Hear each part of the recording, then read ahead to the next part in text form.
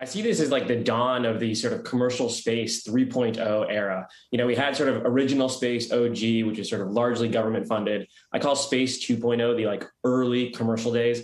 Think, SpaceX and, getting started in 2010, Planet Labs around the same, time frame. Those were like the early use cases of space, but they were relatively, limited. It was rockets going up and satellites. They're basically just computers communicating back down. And the benefit of space wasn't to a very, broad audience back here on Earth versus today. This is the beginning of space 3.0, which really unlocks the value of space for a lot more people and the broader sort of, Earthlings, let's say, whether it's everything from, tourism, which, Bezos is doing today, to the beginnings of some of the infrastructure that he just mentioned, space logistics, space manufacturing. All of these things are going to make it so that rather than the benefits of space being limited to a very small number of people here on Earth, many more of us will get to appreciate the benefits of space.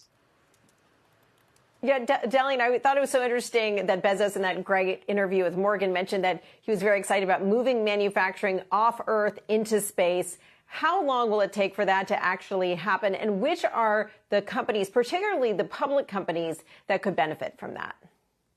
Yeah, obviously the beginnings of manufacturing in space will require a lot more launches. Today, the only reason that we ever use a rocket launch is to send either government-funded programs, whether it's to the ISS or DoD satellites. The only commercial use cases for rockets today are sending satellites up. As people start to create economic use cases for manufacturing, for tourism, this massively increases the demand for rocket launches. And so the biggest companies that you want to be tracking are obviously SpaceX, Rocket Lab, Astra, which just got, their SPAC announced, and all of the other, relativity space. Those are the companies that are going to experience a huge influx of demand. Part of why Elon even started Starlink was because he was actually seeing softness in the satellite or in the rocket launch market in 2017, 2018. And so he realized he needed to create his own demand for his rockets. And so that was why he actually started his own satellite network, was to generate that. So those are going to be some of the biggest beneficiaries. The other ones are going to be people who basically rely on this rocket launch infrastructure. And by default, as there's more volume, those costs will start to drop down. So if you look at companies like, let's say, Maxar, which is publicly traded, Iridium, these are basically satellite network operators, and those will see their increase their profit margins. Morgan Brennan, I want to bring you in here. Let's work on Dalian's audio there. But Morgan, it strikes me that we're at this moment that perhaps is reminiscent of transatlantic flight or other moments when we've seen individuals do things that maybe governments had done before, but might shift people's mindset about traveling some expanse from risk to imagination, from fear to ambition. Is that maybe the significance here, is that people's imagination and people's really capital interest is being piqued here? Yes, obviously still chairman. That is absolutely the case. I mean, look, I think the entire world is watching as the richest man on Earth went to space today. It is a very pivotal